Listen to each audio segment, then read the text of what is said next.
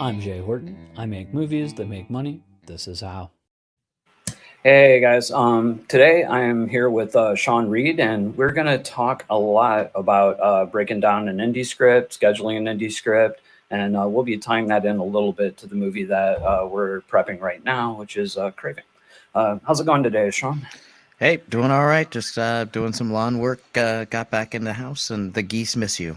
Yeah. They're jealous that you're hanging out with other furry creatures. As a matter of fact, they came up to me in a flock. One, had his hands on his balls. That was one of the women. Said, "Hey, look, Taylor Jays, don't be messing around with them LAs. We here waiting for you. Them ATL geese, brah." I've been hanging out with the floopy dogs out here. They're like little white fuzzy things. Taking a few pictures. Nah, mini Chewbacca's. They pissed. They pissed, man. They all pissed off. Awesome. So we're going to talk about doing script breakdowns and scheduling and stuff like that. So before we get into specifics, where did you learn how to break down a script? Holy patchouli Fitz. That I don't think anybody's ever asked me that question, and I think it started with, wow. I had done some shorts on my own. And I'd also followed my dad around a lot on productions. But I think that the first time I was actually breaking down anything specifically was probably when I learned how to do a shot list for music videos with G. Thomas Ferguson for Watts Gangsters and Two Live Crew Hoochie Mama. And he was also a big time editor, and he was cutting a bigger person's video at the same time he was prepping these two videos to shoot over a weekend. So he essentially sat me down in the bay with him, and we put together the shot list. And I think from that, having to do, starting with the music videos and having to reverse those elements, what are the elements that we need from the story, and breaking those down. And, I guess obviously in TV and in news, there's a different way of approaching it, but there's story elements. So you're always looking for and breaking it down in terms of coordinating shoots. I was obviously coordinating shoots and doing those types of things in TV. But that I'd say from the shot list, and then it was just working on other people's productions that I eventually really, was breaking it down so intensely. I mean, I broke down Redemption by hand with no computers really, and did it over the course of years where I had my own kind of strip board and own system. So yeah, I'd say that's probably over 30 years. Wow. Yeah. Damn. Different ways. So when you first get a script, what's the first step in the process? Well, ideally you want to just number it. That would be the ideal thing, to just go in and just number it and have the numbers come out, and now go in and break it down.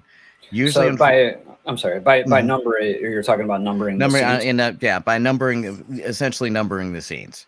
So that in and of itself, depending on what the format is, who wrote the script, and how adept they were at actually having everything formatted correctly, then usually what a production manager, first AD, is usually doing is that they're going through that first draft, and they're actually, for the first time they go through the script, they're reading it, they're taking it in, they may be breaking down some elements, but they're also reformatting things that are incorrect.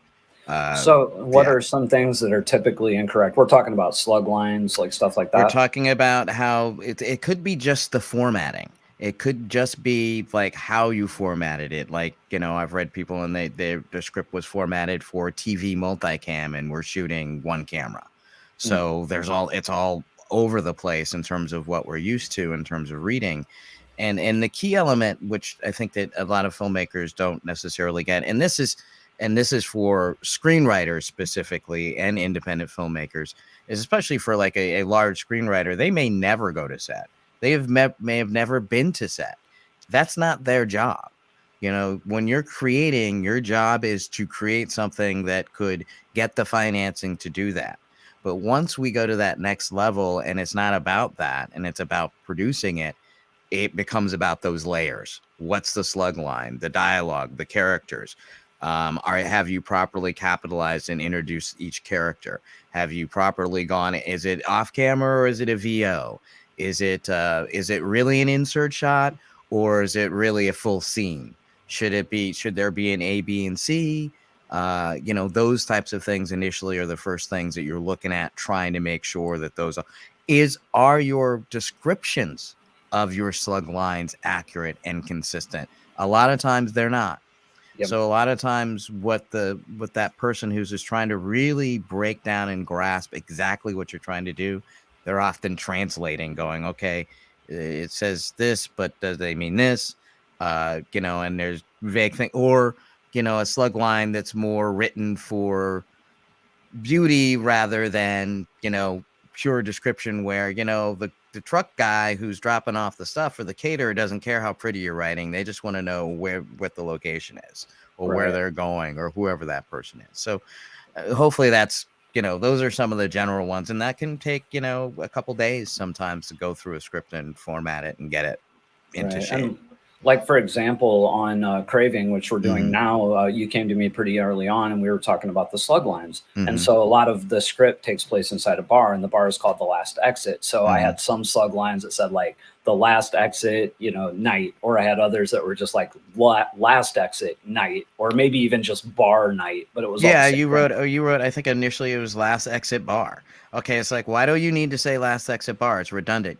As a writer, you're already going to say bar in your description. So you don't need to tell me. You need to tell me the place, and then we'll consistently keep that going. We'll all know it's the last exit. As a matter of fact, by the time we get done, we're going to know the last exit quite well.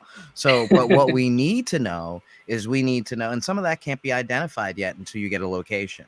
Like, okay, yeah, you can tell me it's in the bathroom. And you can tell me it's in the last exit, but until you know the whole geography of the room, I mean, you could have probably done the last exit pool table, and that would have helped in terms of creating an area, because it obviously is going to be an area.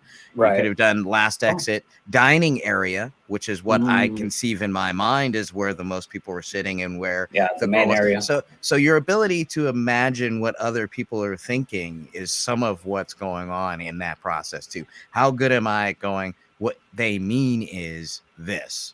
Right. And being consistent amongst every single one, because when you're breaking this stuff down, you're using programs that read a lot of this stuff automatically. And if you're inconsistent, if you have 50 scenes at the last exit, but they're all labeled differently, all of a sudden you have scenes here and there and here and there. Yeah. It can create other problems. And then, just knowing what year it is, knowing what the flashback is, knowing if it's, and you can put some of that stuff, doesn't need to be in the slug line. It can obviously be in the action, because the slug line, I'm going to create notes that go along with that in the breakdown sheet that essentially is going to tell you that further anyway. So it becomes, some of that becomes redundant, some of it becomes just repetitious, and some of it just becomes, we just need to be consistent. Okay. So your first step is when breaking down the script is you're numbering the scenes. You're reading the script and you're numbering the scenes. Before we go to the second step, what programs do you typically like to use, and what are you using now, or what would you like to use to do this? Because I know there's programs. Well, I mean, reading the script, obviously you can read it in any format that you want. The problem with some of it is the next phase that we go into is that tagging. And some of that becomes formatting and going back and forth between formatting. I think that we may have even had more formatting issues because you were going from one to another and back and forth, and then I was going to another and back and forth, and now I just said, why don't we just keep it here? But that, all of that migration sometimes creates inconsistencies as well that you have to check. So yeah, go ahead. Yeah, I want to speak to that real quick. So originally, and we're talking about Craving here, the script was written in Final Draft, I think Final Draft 10 by me. And then I worked with another writer, Gregory Blair, who was working in a completely different program, which I can't remember. I think he was doing Movie Magic, some kind of version or something like that.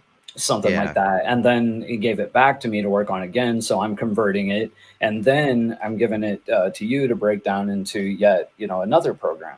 So it's like every time it changes. So Gregory's script was, I think it was 101 pages or something when I got it. And then when I converted it, it was 95 pages. And then when you converted it, it was 81 or 80 pages. Well, and I've always said that you personally, that from my experience with your writing, that you write a little light anyway.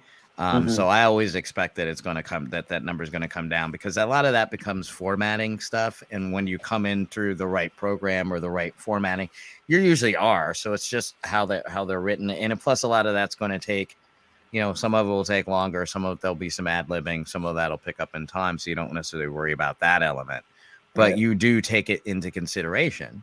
And then you just have to continue through that process. So then, okay, I've gone through and I've numbered the script, and I've agreed that everything is numbered and that this is where I am. So then the next thing that I think about, or the next thing that I do is I break down the elements, individual elements for each scene by scene. Such as? That involves initially, and one of the things that you're talking about is that there's some that are automated. So I can do characters, often can be done automated. So what'll happen is that the computer program will actually recognize those, and you can go in and you can select, and it'll go in and it'll pull everybody out in each scene. But you have to watch that, because if you have red, but then you have red marlin that, or some other use of red, then that red could get tagged wrong in a scene. Right, or so misspelling, whatever. And then if you misspell character names and have two different spellings of character names, which often happens, then I also have to go through and sort that out too, and find those characters that are whatever, and what did they person mean. Or if you edit a character, now you've left the line, but now that line doesn't exist, or the character doesn't exist, but they're still a slug for them. And I want to say, like, this is why, I wish more filmmakers, especially when they're making movies for themselves, they tend to not worry so much about, like the technical structure of the script, the formatting of the script. That doesn't matter. I'm not trying to sell the script.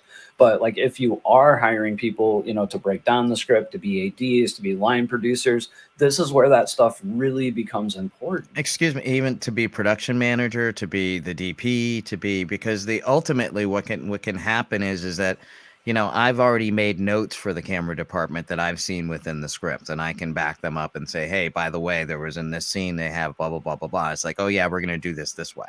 And that's also a way that I have your back, because then I don't have to rely on you to tell me everything. I know everything, probably better than you on some level at that point, because I've looked at it 100 times now, and I've broken it down as a list. Essentially, it's not about what the minutia of the scene is. It's about the elements of the scene that have to come together before we can actually shoot. And all of that process, one way or another, has to happen, whether you're doing it with a team of 5 people, or you're doing it with a team of 100, the communication lines and what people are covering and what they actually read being by department is, completely different. Robert's department, he's not worried about the dialogue too much. He shouldn't be. It's not, and production design's not too worried about the dialogue. Camera is ensemble, but really they're not either. So if you're not paying attention to the script and don't have a script supervisor, and you're not a director, or you don't have an AD or second that's going to pay attention, you're going to have a little gap there, without having a script. So it's always, you're looking to cover these different things, and how are you going to be fluid, and how are you going to cover yourself? CYA. And where, like, when you're doing your breakdown, you're doing the elements, like you're breaking down props, you're breaking down effect stuff. Like, where does that line get blurry with, like, department heads, like say a prop person that's doing their breakdown, or a special effects guy that's doing theirs? Well, depending on how large a production it is, and depending on who you're working with, like a PD will often break down and have specifically only their things. But a PD on a small thing may also be running art department, so they're going to break down those things, and that's props. So then there starts to be a crossover between props and special effects, like in what we're doing. But really, there's some things that Robert can do, and there's some things that our friend Holly, who's a PD, can do for us before production. Right. So there's things that can happen, so that you have to be clear about those delineations. That's why somebody breaking down the script needs to know what the crew is. So I can designate to who is doing that, so I know who to ask. Because then also what's happening is in that first turn, I'm also putting down, making sure that all the pages that a scene is on is in there. I'm creating some kind of synopsis, or some kind of description of what that scene is, the heart of the scene, so that we can call that out as we start that. We got scene blah blah blah. It's blah blah blah blah blah. Low gets shot, whatever it is, something that's the heart of it that makes it easy for everybody to get on the same page and know what's happening. Then I'm also estimating what I think the time is going to take to shoot that. I'm also possibly writing notes of whatever I think that maybe would speed those things up. And I'm bringing all those elements together into one sheet and then moving on to the next one, and then maybe moving back and doing that layer by layer. What sequence is it? What time of day it is? All of those elements, that's what creates the color, that beautiful colors on the color board. So anyway. Yeah, I think you brought up a really good point about communication too, and why it gets fuzzy sometimes on indie films is because people are multitasking, so much, or taking on different hats. Like, on Craving, for example, you're accredited, main producer, but like the stuff we're talking about right now is kind of like line producer-y stuff. So like you're doing production manager, AD, production manager, it's production. It's the production department, and the good thing about that is that that's how you find your way, I think, in this business often, and more is that the ability to do more things gives you the ability to fit in more opportunities.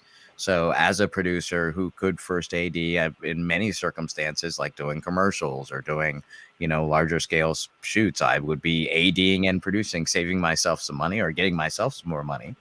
And, it's a 2-day shoot. So why wouldn't you? These days, as I've gotten a little bit older, I don't necessarily voluntarily double duty those particular ones because both of them are very demanding, and just overriding somebody who's doing AD work is a lot of work. But then doing it on top of everything else can be, and worrying about contracts and worrying about all the different other things that we'll be doing, it can be layered, but it's all part of a process. It's essentially, in a big production, you have more people. In a smaller production, it's the smaller the money, the smaller the people you have, right. So you have to figure out who's doing what and covering yourself in that way. Right. So you've done the scene numbers, number one, you've broken down the elements. What comes next? Next, hopefully, after you've gone back and you've checked, you've got everything, right? And that everything makes sense and that you're there. So now you're going to, more than likely, depending on how you're working, like in this case, I imported then my broken down script into EP Movie Magic scheduling. So now that's where the rubber hits the road, in the sense of you see whether you've got the right file, whether these things from my side are translating properly from when I took it from the script. And I'm able to then kind of organize it and see, okay, this information is not coming across, like some of the days or nights are coming across, or some of the slug lines are a little vague and now it's not organized and I got to fix that. So now you're starting to cruise back through. And as you make, I do these things just like I do anything else, like the way I write or even the way that I direct or produce, is that it's layers and it's circles. So I'll go through the material completely and I'll do a certain thing. I'll do a layer of work. I'll write a description. I'll figure out how long it is. Long it is probably at the end. And then I'll circle back through. That way I'm taking in more of the material and getting comfortable with it so that I understand what's going on in the scene. And also writing notes if I don't understand what's going on in a scene, saying, hey, what's this? Or, having comments. So that's where you end up. So now you're in there, you have it, you've broken it down, everything makes sense, you've got storyboards, the colors all line up. The next thing you actually do is create some form of a schedule. The reason people use Movie Magic or EP is because there's a lot of great features, like an ability to just say, break it down by days or break it down by hours. And if you've been accurate with all those things, then you could, I think when you said 6 days for those specific scenes that we talked about, with my estimations and having all the numbers in, I could just rawly move everything around enough and get it to 6 days in the calendar without doing anything essentially, except for just moving them around. Then you start to, so that initial one was me just getting it around what we said, and then I know I'm going to be moving them anyway. So I don't really worry about that first one being perfect or where stuff's going to be. Then you start going through the next part of the process. So. Right. It's kind of just getting it on the board. And like on this project in particular about, Craving, about I'd say what 70 or 80% of the movie is in that bar, something like that. So, Yeah, so it's essentially the breaking it down is very easy on some level because you know where the meat is going to be, and if you're shooting the meat there, then you know it's going to be there, and that's what you're looking for. So you don't have as many, when I have to address it, I'll have to go back and even look at some of the scenes that are being shot in other places and make sure everything's right because I knew I didn't necessarily in this round have to have that right. So I put my energy and my focus on getting those 6 days right.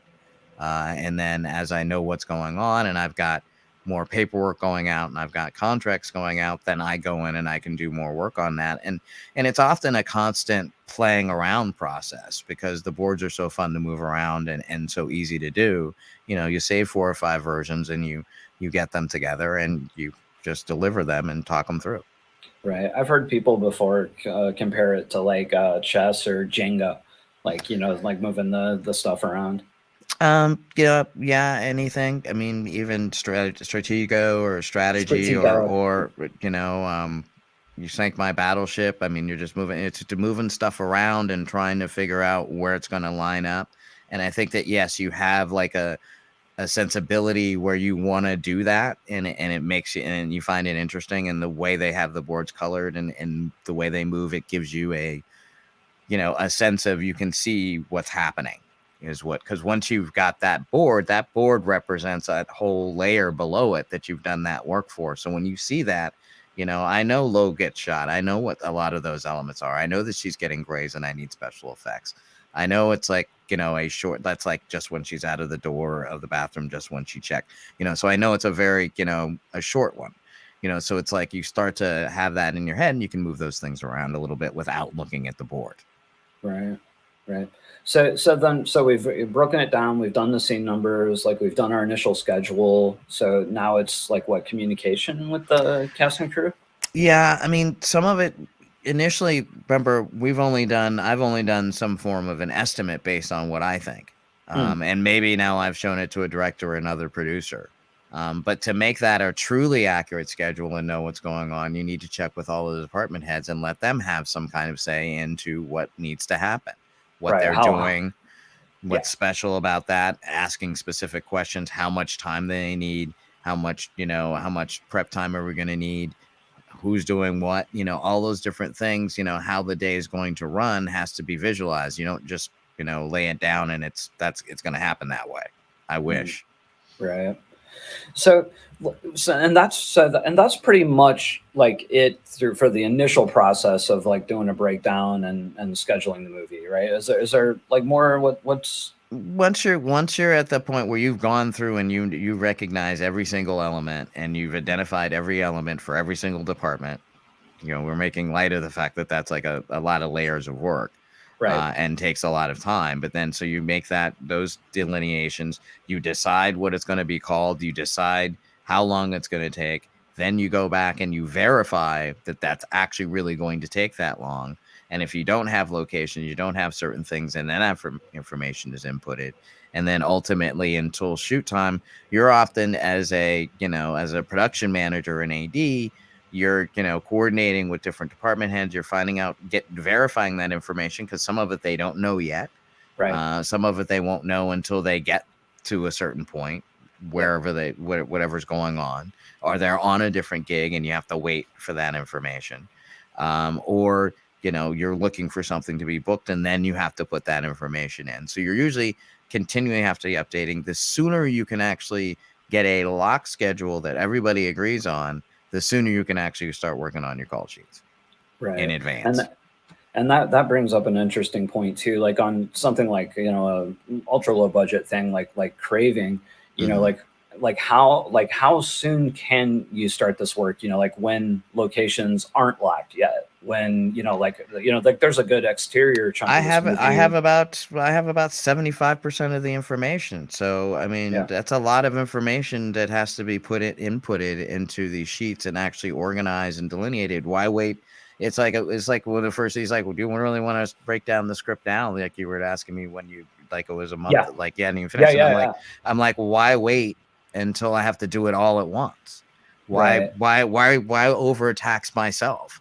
When if I can Right. take the time and actually do it in bits and chunks and put it into my head and put it in my subconscious, and then I know what I have to do, then I've caught up with the production. If not, I'm waiting on the production. That's not very proactive.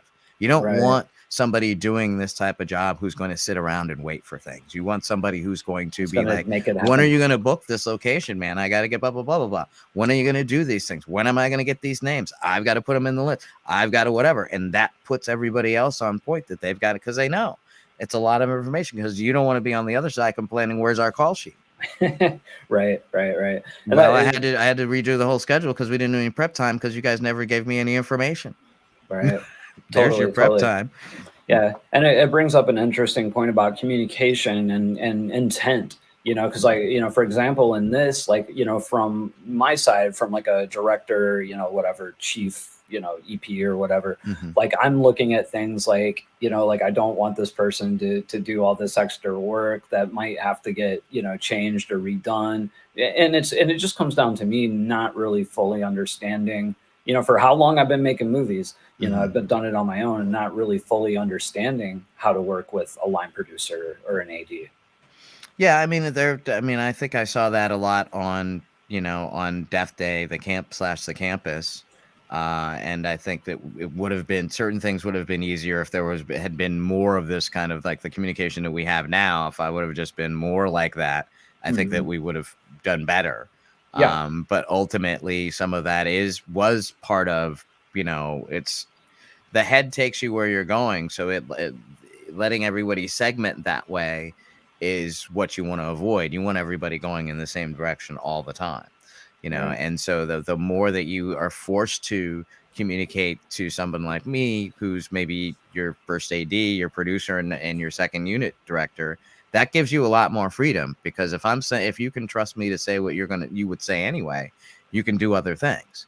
Because Right. ultimately you have too much to do. Everybody has too much to do anyway. So where are you going to find time to be creative if you don't have things being taken off of your plate?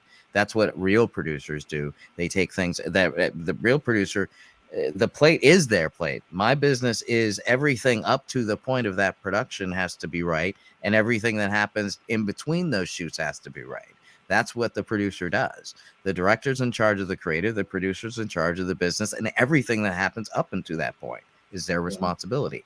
And Totally. everybody below them in that responsibility until you get to that point. Now, obviously, there's a flow over with DPs and things that they're flowing all the way through that. How's my stuff going to get there? When's my camera being checked out? They got questions that they're going to want to ask me that either I'm going to have the answer or not have, depending on how well we're communicating. So that ultimately again creates the hive and makes it an easier process than this segmented thing where everybody's cloistered off into different things and communicating separately and not really taking advantage of everybody's collective ability. That's why it's a production team. Yeah, totally. It's a crew. It is not a pod. Yeah, Not and everybody it's needs not a one-man show. It's not a one-man show. And autonomy, you get the autonomy in the sense of you're the DP. You got to do that. You're there to do that, or you're the second aid, whatever that is. But within that comes from the overall idea of what's happening within from that top and how that's being communicated, and that's where when things go south, that's how you can handle them better and you can pivot, because you've already thought about everything once or twice or 3 or 4 or 10 or 20 times, because you need to, because that's how you are ready for, you're prepared for these. And be a Cub Scout, be a Boy Scout, be a Girl Scout. They're probably healthier now. Be a good Girl Scout. And actually, are they just scouts now? Yeah, to be a good scout. Just be a good they.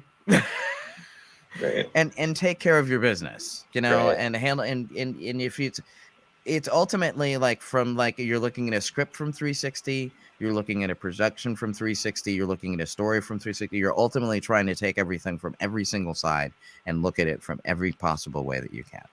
Yeah, and I think, and I'm going to speak generally, but it's from my experience. I know that a lot of independent directors, like writer directors or whatever, tend to also be control freaks, which if somebody would ask me if I was a control freak 5 years ago, I would have said, no, absolutely not. But upon reflection, like really thinking about it, I really am. And directors really any director really needs to learn how to let go of some of these things. Like for example, when we're talking about Craving, I had a lot of initial resistance to turning over the script at a certain point, because I still wanted to make like dialogue changes or and honestly that's what I was saying, but in my head it was like, really, I just I want to decide what scene numbers what, which is totally ridiculous. Why? Yeah, no, totally. And you have, and to be honest, you have, because if you've actually done, if the slug lines are right, the number is going to come out just based on whatever you did. Right. It's really, it's not even, it's just, this is just a way to account so that we can communicate about what is there. So that when we sit down at a table and we say, hey, DP, scene, blah, blah, blah, blah, blah. And they go, yeah, blah, blah, blah. And it's on the same page in their script. And we all go to the script and we look at it and say, yeah, I'm going to have I need an extra light there because of blah, blah, blah. Oh, yeah, we talked about that already. We already got that. Do you know what I mean? And that's what that is, the ability to be able to do, rather than, take things away. It gives more. So the more that you're willing to let go, just like at the Sistine Chapel, reaching up towards God, and you just give a little bit of reach, the more you're willing to let go and reach out and get yourself free in that process, the more that you can accomplish ultimately. It's like the drop drill. It's like, okay, maybe we should all start the shoot and get in a circle and everybody should, catch them, just drop and let me catch you. Because that's really what it is. Totally. And for those out there that might be saying, well, I'm doing a small movie, I don't really have to worry about all this really doesn't matter to me. I can tell you from experience, it really does. I have been on little tiny shoots that I was directing with 5 or 6 people, where we'd get into a 15-minute argument over, what scene was what. Hey, we're doing scene 15. That's not scene 15 because, the director had changed the script and it wasn't scene 15 anymore. And and that's an extreme example, but there's all kinds of. It's not that extreme. It happens. It happens on larger, because then it's like people fall. It's keeping everybody, that line producer, that through producer, that AD, that person who wants who's really their job is to communicate and to make sure that everything happens on time. That person, you need that person, whoever that person is. If you're your own first AD, God forbid, which I have been, because it's like, why would I hire somebody to do it for myself when I know, when I've broken this down so many times, I'll just have a second, I did that on Redemption because I'd broken it down so much. I knew it. I didn't really I needed a second, and I had a good second. And then I had, my dad and the line producer who kind of served as the first, but ultimately I knew what needed to happen, and Fritz and I knew what needed to happen. So if you have each other's backs on that level, that's part of it too. I mean, ultimately, whether you're on time or not is the director's job. The director's got to get the material.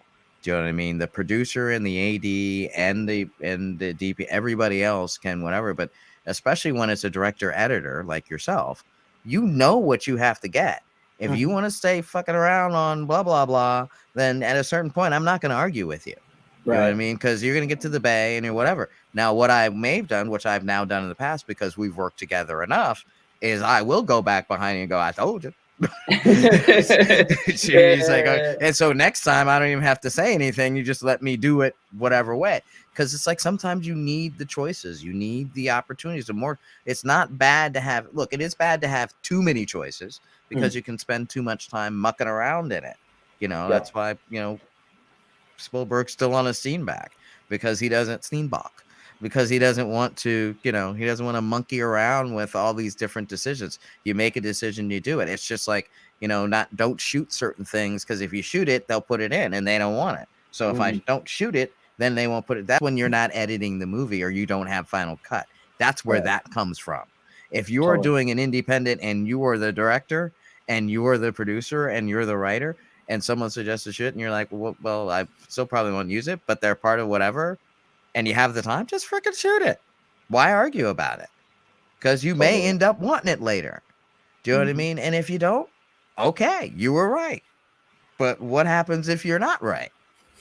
you don't have it. And this is the only opportunity you got to get it. So what we're trying to do is give you more opportunities by planning well, to give you more opportunities when you get there to get more. That's what really good production management is about, is how do we maximize? How do I give you a better plan than what you would have done on your own? Right. So we have been actively working on pre-production on Craving. Like Mhm. what are some of the problems that from your end that you have seen like moving through this production? Like what are Well, ultimately, or obstacles, I guess would be a better word. well, yeah, I mean, it's never a problem. Ultimately, we're doing what we always end up doing with these types of things. Everything that I've always done, production's getting boned. There's barely anybody who's going to really be working production during the shoot. Yeah. Production's going to be doing art and camera and it's going to be one of those types of shoots. Which fortunately we're only doing 6 days to start, so that's not horrible. I can do that. Do you know what I mean? That's why it's not like 10 days would be, if you do a solid 10 or something like that, that can be really rough on somebody's system when they have to do that, when they know they're just going to be like up every day, 24 hours a day for how many days. But when you're doing a 3 and a 3 like we're doing, Right. do you know what I mean? I still party enough where sometimes I have to sleep that one off. That's the same thing. You know what I mean? Right. So Yeah. you just sleep that one off. Yeah, when we first started discussing the possibility of doing overnights, and to anybody that doesn't know, an overnight is basically like starting in the early evening and going to morning, like a 7 to 7 or a 6 to 6 or a 5 to 5. And I typically, like, I am a morning person, so like I do not do well with overnights in general. And when we first started talking about it, I mean, this shoot in total is close to like 12 days. And I was like, how can I, like, there's no way. And then as we started, now we're talking about, we're sectioning off, the bar scene into a 6-day shoot, and then we'll do exteriors, a 3-day shoot somewhere else, and then we'll do the other pickups, a couple more days. But breaking it up like that, I'm like, and then even the 6 days, I was kind of like, can I really, by day 5, I'd be a mess. But like if we take that and separate them a little bit, do a 3-day and a 3-day, I can handle, because I could stay. I mean, I drove cross country at 30 hours once, so like I could do that, but I did it once in 29. Yeah. So there. Yeah, there you go. From Ohio to California. Yes. Yeah. But the yeah, that doggy, love it. Getting a cute voice though. I mean, it's the loveliest little dog. I really do love this little dog, but she barks at everything. Like, anyway, sorry. Good thing there are no geese out the window. Yeah. But that idea that how are you maximizing it, and also like, yeah, how am I gonna balance myself out? But great thing about a 3 on 3, it gives us a chance to adjust. Right. It gives us a chance to go, this was working really well, this wasn't working really well, or even if we had to even bail out of a day and say, you know what, we're going to put this day on the end of whatever, and we'll pay you guys whatever, and we're just going to throw it on that day. We're done for this cycle. We'll see you next week, and figure it out. So there's a lot of stuff, because we're kind of, the way it's balanced out now, I don't want to say this, but 6 days is really good for what we have to shoot. It's not insane. Right. It's tough. Yeah, well, what? Initially, before I saw the breakdown, I guess I was thinking it was a little more robust, because, we're dealing with, a 80, 90 page script. And, I in my head anyway, like, I know the bar takes up, a big chunk. Like I think I said 80% before, maybe I'm wrong. It might be 70. It's 75% to 80. Right. But what I'm saying is, like, at least in my head, I was thinking, because basically the way we're doing it is the first 3 days are most of it. And the second 3 days are basically the last like 10, 12 pages. Like, it's all of the complicated effects work in the finale, which has taken us much more time. So like, I was really thinking that those first 3 days were going to be like 20-page days. Like, that was in my head anyway. Like, but it's not. It really didn't turn out to be quite so bad. It's like between 7.5 to 9.5 average. Which is something we've done. I know I've done Oh yeah. things where I've done 12, 15 pages a day over the course of 10, over a course of 10, 15 days, so that's where you're starting to grind, you're grinding it out. But with it, that's a good thing. But, the reality is that we're kind of lightening that, but the sequences that we're shooting with effects and action are ultimately very heavily layered and need a lot of coverage. We have a lot of talent in one room. We have to map out a room and not get buried in it and keep it unique, and get blood and guts everywhere. Right. So there are definitely some challenges, and to be honest, often that's sometimes better with a small crew, because Oh it's yeah. just easier to manage everybody. A small DP, that way the DP's not worried about whatever, they know who they need to get or who they can bark at, whoever they're barking at. I think we're going to have some good extra help, Yeah. around, who just will throw in help that, just climb up a freaking ladder. That's, the stuff that you need sometimes. So I think that's, and, both of us come from that, whatever it will take. I'll get thrown across the room. I'll sweep up the blood, I'll pick up the food, whatever it's going to take, that's kind of where it's at. And, it's cool. That's what we do. And Robert asked if we used table reads in full rehearsal meetings and pre-production. So I'll take the first one. As far as the table read goes, it's something that I'm very much planning to do. But, what happens on indie productions a lot, because, our budgets are tight. And, I got a lot of people say, well, you raised $55,000. $55,000 is nothing. And, like right now, that money is completely maxed out just to get the movie in the can. So it's like, sometimes, a lot of actors will want to do table reads anyway, even if they're not paid. But, like I'm somebody that doesn't like to do a lot of things like that unless they are paid, especially like, with gas, what it is now, and we're in Los Angeles and gas is more than it is most places in the country. So, I really want to do it, but I think we could do a Zoom version. I think that everyone would be willing to do that. And I think that you that's could an do idea. a table That's read an idea. Zoom That's and an record idea. it and then go back, and and essentially have that one day. And then, we could, and especially with scheduling and everything, I really love production meetings on the table where I can sit down and look at everybody in the eye and ask them questions about what they're going to do and how they're going to do it. So that's something that, even if some of it's conducted by me going back and forth to each individual, because sometimes what happens, as you know, is also people aren't available for pre-production stuff because they're on other jobs and they're doing other gigs. So you're communicating with them. So it still may be a pre-production meeting with me, Jason, and Robert. Yeah, it's probably what will probably maybe with some Zoom people coming in and out. Or I already talked to it's Rachel is the DP, right? Sophia. Yeah, I've already talked to Sophia. She said blah blah blah blah blah, so that's covered. So it'll be some version of that.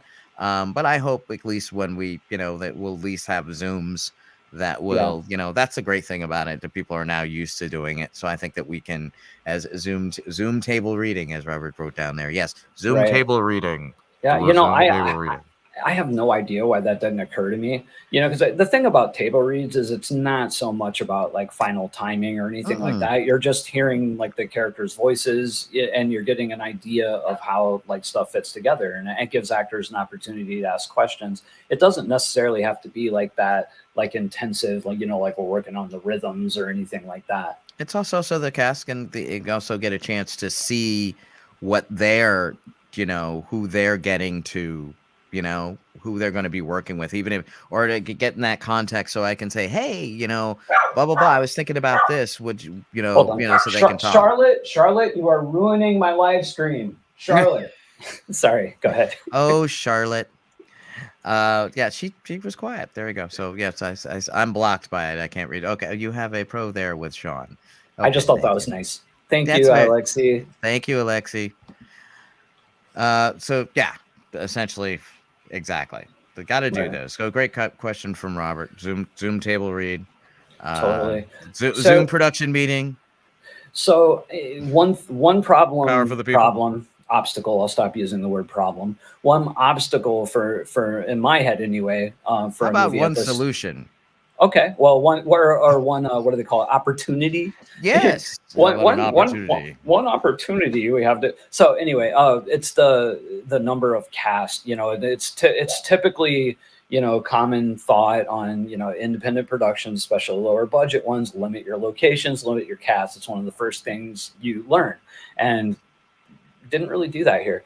This is like a 15 member with decent sized speaking roles cast. Well, the good thing is that I'm known for like small movies with big casts. I mean, That's true. Redemption was like that too, right? And Horrors of War. Right. Or I mean, so if you're trying to get bigger, if you're trying to do more than the rest of them, you have to extend your scope and push. Where are you going to push? You still, you can do that, but then every single independent movie looks the same. Right. It's boring. Three people, three locations. Come on, dude. I mean, that's like that Danish thing. We could all go do that. I'm up for that. Do the limited lighting. I will do that on my next film, especially on a drama where you do the limited forced lighting. I forget what someone in the Dogma. There's also a new version of it as well that they've created. But yeah, and I think it was Dogma 98, or I think there's a Dogma 2000. Probably. Yeah. So I mean, doing it that way, that makes sense too. But if you're going to challenge yourself and you're going to push yourself further as someone who's done it, I mean, what are you going to keep doing the same thing over and over again? I mean, it really, I mean, I don't see a problem with it. I see it's, a problem would have been if you didn't say, I need an AD, I need a production manager, and I'm just going to do, because there's too much. Because it's not the same as doing like 5 people in the woods for, a couple days or whatever that shoot was, it's, and you've got a lot of ambitious stuff in there, which is cool. Yeah. That's what people show up for, especially when we get to this point in our career. I'm not showing up for somebody who's just doing their first thing and they're trying to figure it out and they don't want to do it any better. And I've done all that already. That's boring. I'm tired of working with people who don't want to listen. That's boring. It's like, I'd rather just not do it. That's why I don't AD as much anymore, because I do it by choice. Right. I do it it's like the gift I can give to a production. I can say, okay, I'm willing to frickin' do it, dude. See that gray patch right through that? It's right over there. Yeah, I'm willing to get a little bit of gray, more gray, just for you. So, special. So we talked about kind of the big cast. Also doing so many effects, in the back end on this, and I know it's got to be a little bit frustrating for you doing the schedule, because we're constantly like the effects guy is doing his breakdown, and we haven't got his shot list or the times he needs for each shot yet. So like how do you deal with stuff like that? You're estimating, and that it's not that this is, it's just like, to me, it's like writing a script. I write a first draft. It's a first draft. I mean, it's going to change. I'm the guy who is very comfortable with like having a scene and something and just cutting it. You know what I mean? Whether it's my writing or whatever it is, you just got to be willing to go through the process to get to the best project and get to the best for the project. And that doesn't have to do with anything with, oh man, I already did it already. Quickly I can move a strip board around. Right. It's kind of, you've seen when it's like, okay, I'll get it to you in 10 minutes. Sometimes I'll do it with you on the phone when it's that simple. I mean, it's once you get comfortable with doing that and you have a good program, it's not a big deal. It's like, fine, I'll move it around. I don't care. I mean, I'll ask the question, maybe there was a reason why we were doing it that way. Has something changed? But even like with something like we talked the other day, it's like, yeah, we're like, yeah, if somebody else wants to move it to another day, we don't really care. So we could do it if we need to, but we'll just leave it there for now. Right. Totally. It's about being flexible. It's about being like water, as Bruce Lee would say. Right. I think that's the ultimate, that production, you have to be like water. So on this production too, like both of us are actually, we both live in Georgia, and we're shooting this in Los Angeles. So like for your position, what's an optimal amount of time, to be boots on the ground in LA? Like when would you optimally come out? See, I'm kind of like asking this too, because for to know, not just for the interview. Well, I mean, I like to, if I had 2 weeks physically before the actual shoot there, along with whatever time that I have here, that with 6 days, I think that that's fine. If we're upping it a little bit, on days, then I might want a few more days. Okay. But ultimately it's just having that concentrated time where I can see people face to face. I can see what's going on. I can, coordinate things. I can physically go to the location and see what the parking is, or check the hotel, whatever it is, or book those final things. I can help with that, obviously, Right. but a lot can be done on the phone and be done from here. So, it's an amazing remote world we live in. Right.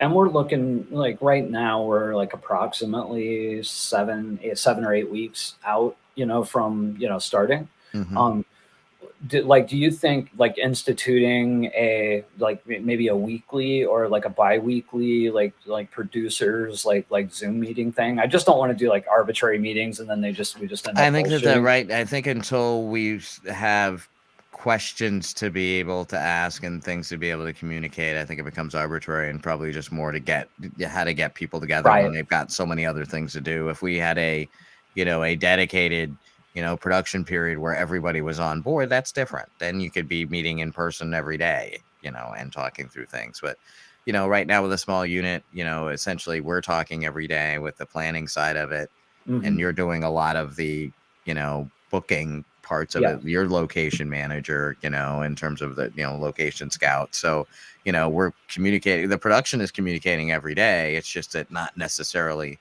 every department is communicating every day, because we can't bring on every department right now. Right. Yeah, yeah, yeah, yeah. That makes sense. All right.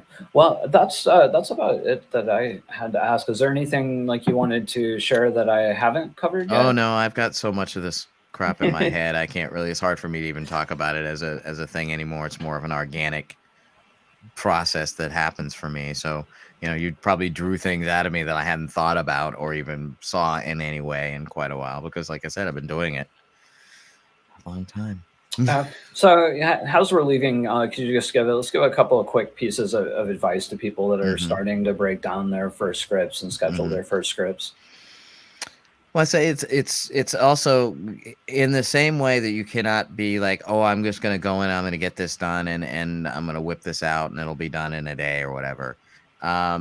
Give yourself the time. Even I still often give estimates that are like, oh yeah, I'll have it done tomorrow. It takes 3 more days. Because it's like because you're really also thinking about it. You're taking it in, and so it's not just what those things are, which is important, but it's also who is doing those things, and at what time frame those things are being done in. And if you're a producer as well, then you're also looking at, how does that relate to a cost? And that's the other part of that we didn't really talk about, is like, how does that line item, or has that thing then become this cost over here? And then we're weighing these costs against these things, and that's how you're able to make decisions about what gets done and what doesn't get done when you have to maybe not do something. You have to kind of be able to put yourself in that position where I know what my priorities are, I know what I have to get. I know, and you can't live under the expectation of that it's going to be perfect. You actually have to live on the expectation something's going to go wrong, will go wrong, and absolutely will go wrong. And if you anticipate that, there is a chance that it may not, because you've thought it through and you're prepared for it. But don't prepare for it and see what happens. Whatever it is, don't prepare and see what happens. That's where it'll get you. So really, taking that account, and if you don't have the experience in a department, or you don't know ask somebody, ask people who do it, talk to people who have broken down things. There are things that can be confusing in that process, and you can get caught up in the information, in the minutia, and not really be getting through the process. I worry about that sometimes too. And then I get to the end, I'm like, I made it. I'm done. Then I'm like, no, I'm going to do another pass. I'm going to check things again. I want to make sure this is my description are witty. At least I have one joke in my synopsis of the scenes. So that's Awesome. I think have fun. And you're going to know whether you're somebody who's going to enjoy this or not. It's a lot more fun if you actually enjoy it. I personally happen to be somebody who really enjoys detail. who has been an assignment manager or a supervising producer in a newsroom. So I'm used to communicating and working with a lot of people anyway and making those decisions. So I find it fun. I find this pre-planning, I think it's part of the imagination of the entire thing. And as a director myself, then when I'm doing it, that's how I see things even more through lines. I see that entire line all the way through, which sometimes is good and sometimes is bad. Sometimes I have to say, just see the story, don't see it all the way through the line. So. Right. And I'll say one last thing about, working with somebody like Sean in a position like this, especially for somebody like me. And it's why I think we complement each other so well working together is, like I really do, for better or for worse, I have a real like fly by the seat of my pants mentality with a lot of things when it comes to filmmaking. And, like Sean is coming from a much more like, thoughtful, prepared, like think about it, structure it. This is how it's going to work. And I've, kind of been a just grab a camera and do it, and it's helped me over the course of the last few years, in working with you to be better rounded. And I think, it's a good mix for an independent production. Well, I hope so. I think that when you look at DEATHDAY, I think that's was a sign of a lot of good marriages, a lot of conversations that we had before anybody got involved.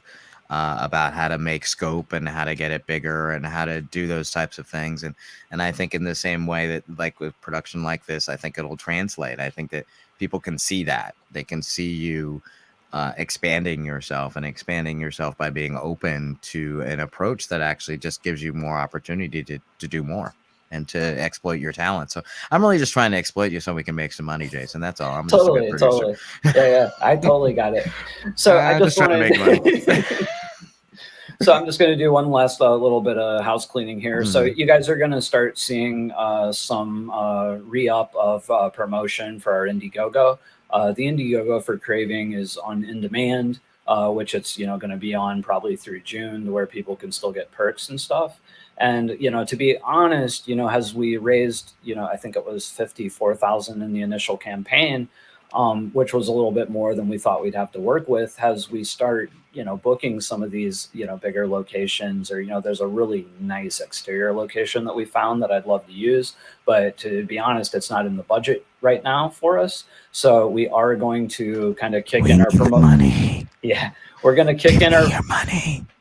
We're going to kick in our promotion again, starting Friday. We'll be adding some we'll be adding some new perks and, secret perks and stuff like that. It won't be quite as intensive as the promotion for the initial campaign, but you will be seeing the stuff. So anyway, that's kind of why. I want to be able to drink like Irish breakfast tea and not Lipton's. So, could y'all like come up with a little bit of money? Right. And like like some Twizzlers instead of Red Vines, maybe even some M&Ms with peanuts. Honestly, you know what? One of the big costs we're looking at right now. I say big costs, but is we're trying to find. Right now anyway, we're trying to basically find affordable locations, and a lot of times those don't come with showers. And we have a lot of blood cleanup and stuff. Like on campus, that was one thing that was awesome. We had all that blood and stuff, and we had that big giant walk-in shower. Yeah. So at the budget we currently have, we can't really afford like a sound stage that has that, or at least haven't found one so far. So like it would be just a right now we don't have the budget to rent a honey wagon to have it outside to be able to do that. So if we can raise another $8,000 to $10,000, like honestly we will be able, because right now if we were to shoot this as is, with the budget we have, there's some effect stuff that we're just not going to be able to do now, most of it, but there's a few things. So it'd just be really nice. And it's not just our comfort or the actor's comfort. Like I think these things will help us make a better movie. And somebody just asked, there's a new pitch video coming. I am doing an updated pitch video. So we'll see that. I think I'm going to launch that on Friday. We just shot it yesterday. Make a shift wash station. Yeah. I mean, that we have talked about that. We've talked about the mobile, like I looked into the camping ones. The problem that I'm having right now is at least in the first two locations I'm looking at, they do have water hookups, but not necessarily hot water. So I'm trying to. I think the one might, because they have two bathrooms. I'm not sure. I'm not a plumber, but we'll see how that works. But anyway, that is the show for today, and I'm just going to awkwardly end this right now.